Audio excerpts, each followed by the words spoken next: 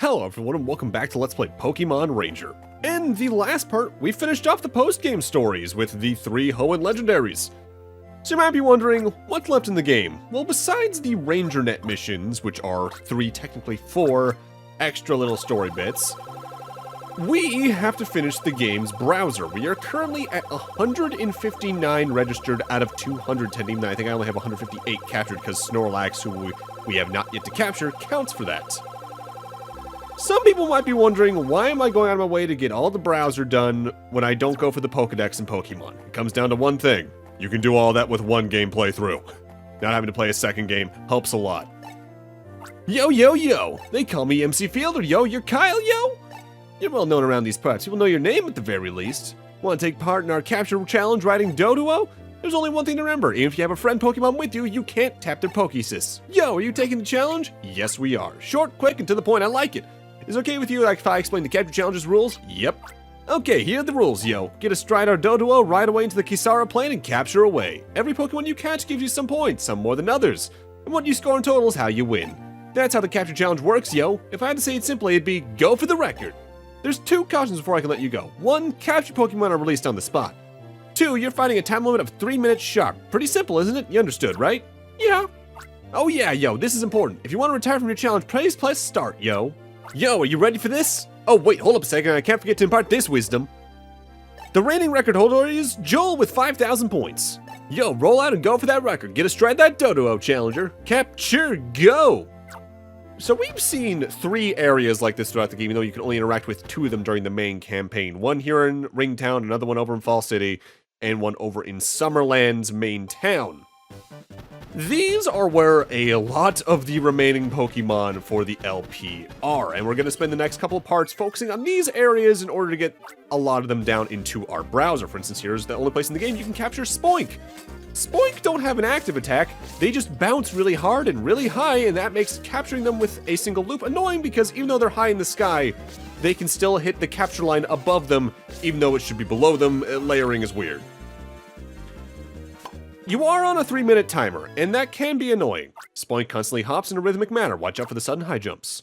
But something to note, that timer doesn't matter too much because a lot of the Pokemon here only spawn under certain circumstances anyway, so you're probably going to be going more for certain layouts of Pokemon more than a high score for the most part. That's a Spearow, by the way. I think it only just flies around if it has an attack. It's just like a peck, I want to say. Spearow can whip up gusts by busily flopping its wings. Maybe it does have a little tornado attack.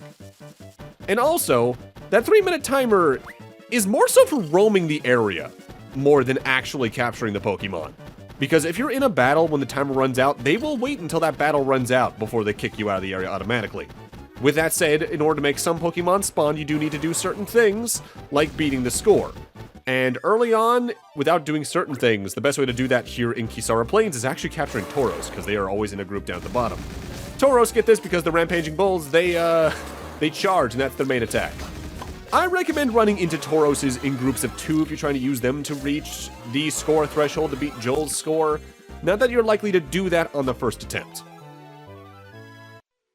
If Tauros spots a Ranger, it snorts harshly and charges with its horns out. Some things to note. The capture error challenges like this are slightly randomized with what Pokemon show up where in some regards.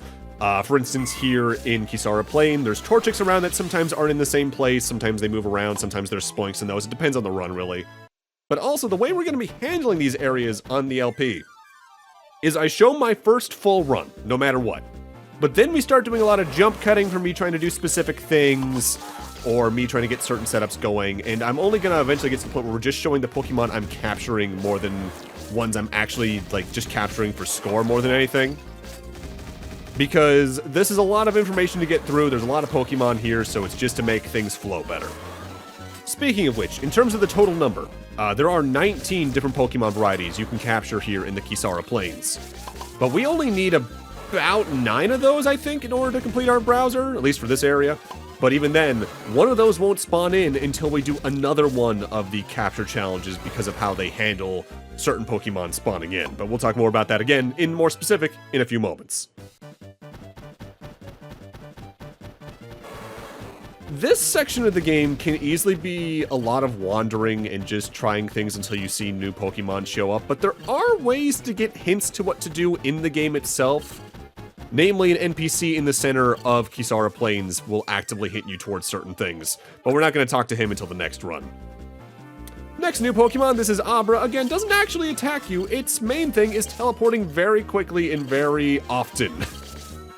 Just like it does in the main game, and it runs away pretty quickly too. Worth a decent chunk on the score-wise, if memory serves, though. Using teleportation, Abra moves about while keeping itself levitated. So we're currently at 3,600 points. That's, I think, where I cap out for this run. Not a bad first attempt. Don't worry too much about getting low scores. If anything, doing these areas over and over again to learn the Pokemon locations will help you get better scores anyway. But let's see what happens if you don't get the record. How'd your captures go today? You're itching to know the results, I know, so let's check it out. Kyle's results, yo. The number of complete captures in total is 8 Pokemon, and the total score is 3,600. Oh, too bad. No records fell this time. So what do you say, Ranger? Do you want to take another try at the capture challenge? No, but I think that's just because I go save at this point, which I recommend doing every run or two, just to lock in any new captures you get, especially if your DS is running low on battery or something like that. So the second run of any of these given areas, I recommend taking to go memorize the map's layout and generally where Pokemon are, because you'll notice some Pokemon are always in set locations, like here in Kisara Plains. The Tauros are always here down at the bottom, and there's always 5 of them. There's usually a Pokemon down here. The Kirlias and Torchics are usually in certain locations, but this time around the Kirlias are Bulbasaurs, which doesn't matter too much, but it's worth noting. And trying to get a grasp on generally what strength of Pokemon is in what area, because the more Pokemon of certain types you capture, some Pokemon of certain strength will be replaced by other ones of a higher strength level, which I think even the guy in the area will talk about this time. But now it's time for another new Pokemon. This is Skarmory. The capture areas are the only places where you can capture the partner Pokemon of all the leaders. Skarmory is pretty annoying because it spends most of the fight pretty high up in the air where you probably are literally unable to capture it physically. When it comes down, it flaps its wings and causes a lot of tornadoes to come out of nowhere, which, well, that can damage your styler, and at that point, that can make you lose the challenge. On top of the fact, it'll probably run out its running timer, and you might have to run into it again. Skarmory is capable of freely flying high and low through the skies. So we're going to speed up the rest of this particular take, because there's not a lot of new Pokemon at this point. This is me going for the high score more than anything. I recommend the Skarmory itself for one thing, which is 2,301 points to begin with, but then going for the Tauroses 2 at a time, because that's an additional 1,000 for each one of those fights. At that point, you'll probably be about 4,500. Just go for whatever Pokemon is nearby to get your score as high as you can. How'd your captures go today? You're to know the results, I know. So let's check it out. Kyle's results, yo. The number of complete captures in total is 7 Pokemon. One less than last time, but I got over the record this time because of the ones I actually captured. You're amazing, yo. You shattered Joel's record, yo. So what do you say, Ranger? You want to take another try at the capture challenge? Yes, we do. That's the way I like it. You know how to roll with the groove. This rule is simply just capture like you can in 3 minutes. That's all there is to it, blah, blah, blah. Same dialogue. So whenever you break a record at one of these capture challenges, the only effect it has is spawning a new Pokemon guaranteed in a challenge.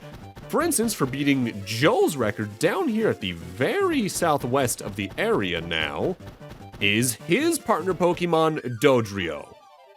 Dodrio is a complete pain to capture. It runs very fast. Every time it touches your capture line, it jumps, and it jumps pretty randomly anyway. It doesn't take too many loops to capture, thankfully. I think only 3 or 4. But good luck getting those consistently. You need it to try to jump over you rather than jump into you, and it's pretty tough to do that. I could recommend maybe just sacrificing a loop to get it to stand in one place for a moment, but Also, there you got to see, I think that's actually the first time I've seen a fleeing on screen.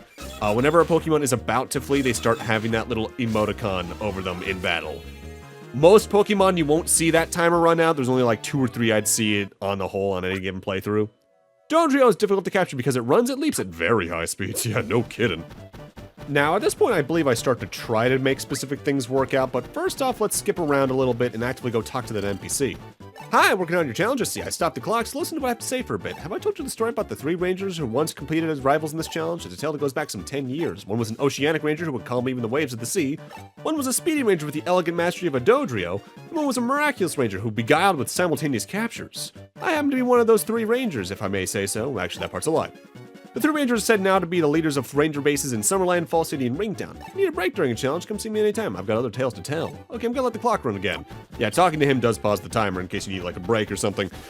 But that person is in both this capture challenge and the one over at Summerland, and will give you hints on how to make certain Pokemon spawn in. Hi, working on your challenge, I see. I've stopped the clock, so listen to what I have to say and unwind for a bit. You know Murph, don't you? How about I tell you about his partner Pokemon, Slowpoke? You see, it was right here in the Kisara Plain that Murph captured his Slowpoke a couple of years ago. Murph apparently came here day after day in hopes of capturing an Abra as his partner Pokemon. He was a rookie back then, so he didn't have any luck with captures. He sure shed tears over that. But one day he fluked down and managed to capture not 1, but 2 Abra at the same time. It was then the Slowpoke, which is rarely seen in these parts, appeared. Murph claims that the Slowpoke appeared because it became impressed by how hard he was working. One has to wonder about that, but that's the story he stands by. Anyway, apparently Murph and the Slowpoke stared at each other vacantly for around 10 minutes. Over that time, they seemed to form an emotional bond, and that's how that Pokemon came to be Murph's partner. I think there's some sort of connection between Abra and Slowpoke. What's more, I think there are other combinations of Pokemon that have a similar kind of connections. Oh, incidentally, where did Murph and his Slowpoke stare at each other for 10 minutes? That'd be right where you're standing now. If you need a break during a challenge, come see me anytime. We got other tales to tell. Okay, I'm gonna let the clock run again. So, in order to make a Slowpoke spawn here in Kisara Plains, you need to capture 2 Abra. At that point, they'll spawn in the center. You don't need to thankfully capture 2 Abra at the same time, just 2 period. And then it spawns here in the center. Slowpoke, get this, is very slow. And its only attack is Yawn, which moves slowly across the screen. Not too many loops needed, it's just finding the 2 Abra that's kind of annoying at points. Slowpoke is incredibly lazy. It dozes vacantly, only yawning occasionally. That's what causes a lot of Pokemon to spawn in throughout the areas, is running into 2 and capturing 2 of a certain other Pokemon.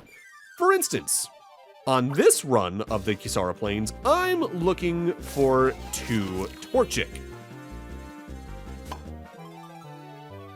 They are very easy to find, usually found on the grasslands areas towards the upper 2/3 of the area, but some are also found in the lower third. But upon capturing 2 Torchic throughout the Kisara Plains, in the same locations those Torchics once spawned are now usually Combuskins. There are still some Torchics here and there. In order to make the next new Pokemon spawn, we want to capture 2 Combuskins. Before we cover what that Pokemon is in detail though, let's quickly head over to this guy again and see what he has to say this time around. That Dodo you're riding, that's actually a Pokemon that rarely appears in this region. How are you supposed to meet one in the wild, you ask? Well, let me tell you a story. A long time ago, a certain ranger wandered all over for months in hopes of capturing a Doduo. However, no Doduo ever appeared before the ranger. Eventually, the ranger gave up. Then on one mission, the ranger happened to capture 2 Curlia. After that, the ranger began seeing some Gardevoir, which had never appeared before. When the ranger captured 2 of these Gardevoir, it was then that the rangers coveted... If I were to tell you the whole story, I'd be spoiling your fun. I think you've heard enough. Besides, I really believe that Pokemon have their own networks that we don't have any knowledge of. Wow, I've been talking for an awfully long time. If you need a break during the challenge, blah, blah, blah. So there's your hint for how to get a Dodrio. And I think eventually, if you talk to him enough, he'll give you a hint on what giving 2 Combuskin spawns in. But let's capture ourselves our second giant chicken and head back towards the center where we found the Slowpoke a few moments ago to find our newest friend in Arcanine. Arcanine can be a pretty tough capture because it runs away pretty quickly on top of the fact it's fast to begin with. One of the fastest Pokemon in Generation 1 for a reason. Its main attack when it's not moving is 3 or 4 Fire Breaths in a row. I guess it's meant to be Flamethrower, which does do some okay damage, but taking damage doesn't really matter here because I think a game over just sends you back to the outside of the arena again. I want to say it's been a while since I actually got a game over around here. Your best bet is waiting until it stops moving and then getting as many loops in as you can. Arcanine moves at blurring speeds while breathing powerful flames. For now, though, we're going to focus on catching those 2 Curlia, then the Gardevoir to catch the Doduo, and then we'll actively be done here at the Kisara Plain for now. There are 2 other Pokemon we can catch here that we haven't caught before, but one of them only spawns when there's a minute left on the timer to begin with in a place I actually don't remember, and there's a more consistent spawn of it over in Fall City anyway. And the last one we can't get until we reach a certain score in another one of the capture challenges, so we'll be tackling that next part. And I might as well go over this. As for the Pokemon you can catch here and their scores, Bulbasaur's 200, Spearo's 400. The Pokemon we'll get next time is 2,601 points. Arcanine's 2,000, Abra's 1,000, Rapidash is 1,600, Slowpoke is 1,600, Doduos are 1,800, Dodrios are 2,301, Tangelas are 200, Tauroses are 500, Skarmory is 2,301, Donphans are 800, Torchic is 300, Combuskins are 700, Curlias are 300, Gardevoirs are 500, Splunks are 400, and the Pokemon we'll be catching later this part is 1,000. I'm sure if you actively had friends who also played this, this was a pretty fun way to have some competition between players without having multiplayer battles, because it's all about who could get the highest score in 3 minutes. But that was never how I liked to play the game, and now I didn't have friends who played this game anyway growing up. So Doduo is the same as Dodrio. Very fast, no active attack besides just jumping, but it takes fewer loops. It is kind of weird that it's Curlia and Gardevoir that lead to Doduos, but whatever. Doduo can run at an incredible speed on its sturdy and stable legs. And now we're back at the Dusk Factory, because the next few Pokemon we want to capture are all located here, technically as soon as you finish the area in main story. I think maybe it takes until post-game. First off, over in the room where the motion tiles were, there is now Porygon, briefly invisible in certain portions of the room. It has an attack. I forget what it is because I don't think I've seen it in over a decade. Porygon makes itself invisible to confuse enemies and interfere with capture.